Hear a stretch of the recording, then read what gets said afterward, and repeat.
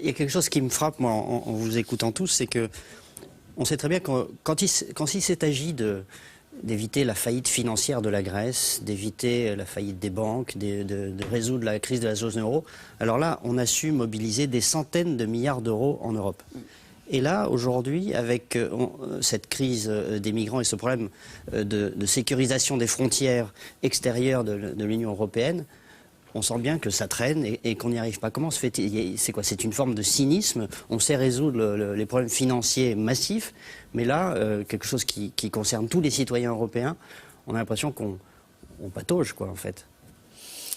Beaucoup de choses ont été faites, beaucoup de choses restent à faire. Et c'est triste à dire, mais c'est la réalité. Il est plus facile de mobiliser des centaines de milliards pour surmonter une crise bancaire que de faire face à des flux migratoires qui renvoient à des difficultés structurelles qui ont une dimension géopolitique et qui ne concernent pas l'Europe seule et qui trouvent leur source dans d'autres pays que l'Union européenne. La situation en Libye, la situation de l'immigration économique dans la bande sahélienne, ce sont des sujets sur lesquels nous pouvons influer à travers notre politique de développement, mais ce sont des sujets qui ne relèvent pas de la seule décision européenne. Donc ce sont des sujets, pour résumer, beaucoup plus compliqués. Mais je partage votre sentiment que sur ces sujets-là, le temps de la prise de décision est trop long et le temps de l'application de la décision prise l'est tout autant. Et c'est la raison pour laquelle la France demande une accélération du calendrier et des décisions. Nous avons beaucoup obtenu en 2015. Il faut aussi valoriser ce qui a été obtenu en 2015. Alors, Nicolas Barré. Justement, vous citiez la Libye, c'est intéressant parce qu'il y a un pays voisin de la Libye en ce moment, en Tunisie, où depuis quelques jours, on assiste à des troubles très importants dans le centre de la Tunisie, à Kasserine, c'est près de l'endroit où, près de Sidi Bouzid, là où il y a eu la révolution il y a 5 ans. Et effectivement, la Tunisie, c'est finalement le seul pays qui peut se prévaloir d'un printemps arabe réussi, puisque c'est aujourd'hui une vraie démocratie. C'est d'ailleurs pour ça que les terroristes veulent détruire cette œuvre démocratique. Les islamistes profitent d'un terreau économique difficile. Est-ce que là, on n'a pas manqué une occasion, nous, en Europe, d'aider un pays comme celui-ci? Parce que la Tunisie est certes un petit pays, mais on voit bien que si cette bande, si ces pays sont déstabilisés par la situation en Libye et ailleurs, forcément, cela va alimenter une vague de migration. Mais il est faux de dire que nous Est-ce qu'on n'aurait pas dû être davantage actifs pour aider un pays comme celui-ci? Nous sommes très présents en Tunisie. Lorsqu'il y a eu l'attentat sur la plage à Sousse, nous sommes rendus avec Thomas de Maizière, Theresa May, en Tunisie.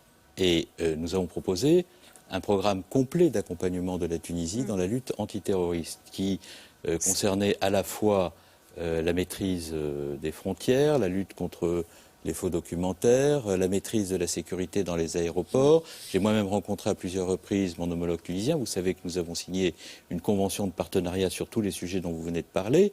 Et il faut des moyens ou pas supplémentaires? C'est ça que vous voulez dire, Nicolas Barré? S'il faut des moyens supplémentaires dans le cadre de la mise en œuvre de ces protocoles que nous avons signés, et nous les mettrons en œuvre à la demande de la partie tunisienne sans aucune ambiguïté parce que nous sommes dans un partenariat historique avec la Tunisie, que d'autres pays de l'Union européenne que la France sont mobilisés en Tunisie. L'Union européenne elle-même l'est de façon absolument remarquable en Tunisie. Donc il est faux de dire que nous ne sommes pas présents en Tunisie. Si le gouvernement tunisien considère que nous devons l'être davantage en fonction de ce que sont ses propres priorités, nous le serons, parce que nous avons bien conscience qu'il y a un risque pour la Tunisie, résultant notamment du désordre qui s'est enquisté en Libye. Nicolas Barré.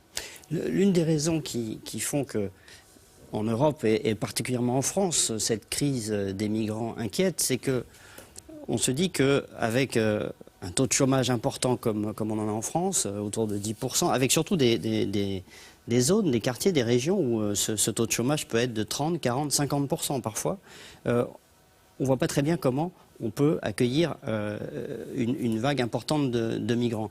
L'autre jour, le ministre allemand des Finances disait « Nous avons déjà accueilli 1 million de migrants, on ne peut pas faire davantage ».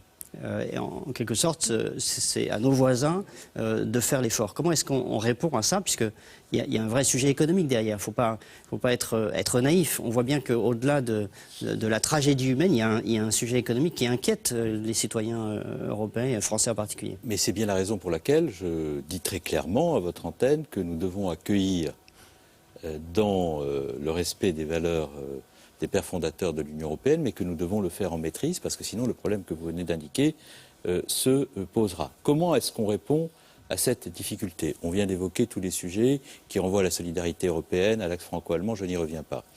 Il y a aussi la nécessité avec le HR qui fait un travail remarquable, qui a fait un travail absolument formidable sous la présidence d'Antonio Gutiérrez, de faire en sorte que nous puissions donner des moyens très rapidement au HR, et nous avons pris la décision de le faire, pour permettre le maintien de ceux qui veulent venir en Europe dans les camps de réfugiés, de telle sorte à ce que ceux-ci aussi puissent retourner dans leur pays lorsque la situation se sera rétablie. Parce que, vous y croyez vraiment en disant ça, Bernard Cazeneuve? Vous pensez vraiment qu'ils viennent en Europe pour repartir dans leur pays? Je parle de ceux qui sont dans les camps, au Liban ou ailleurs. Je pense qu'il faut tout faire pour qu'ils puissent y être maintenus. Pourquoi? Parce qu'on ne va pas priver la Syrie de demain, ou la Libye de demain, de toutes les forces vives que constituent ces étudiants, ces diplômés, qui, une fois qu'ils seront installés en Europe, n'auront peut-être pas envie de retourner dans leur pays. Vous avez raison de le dire. C'est aussi la raison pour laquelle il faut organiser cela.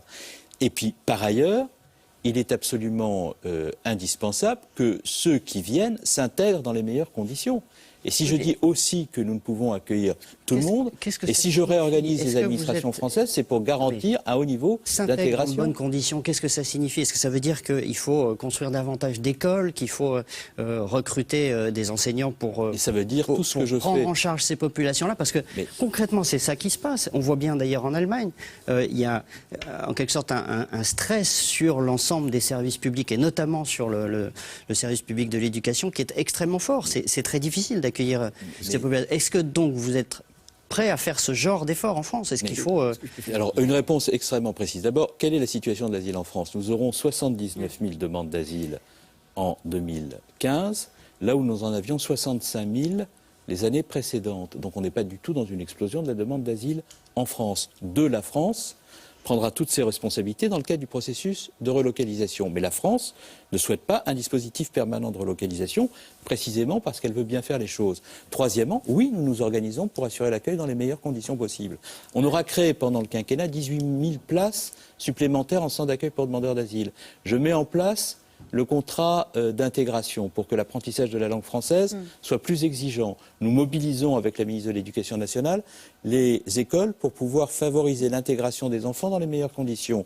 Nous mettons en place, dès lors que la demande d'asile est déposée, tout un processus d'intégration, d'apprentissage de la langue française qui permet de...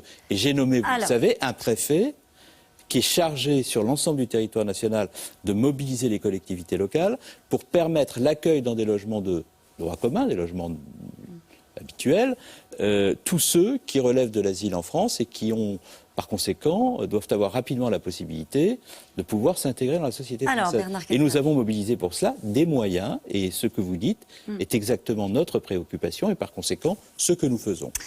Alors, nous avons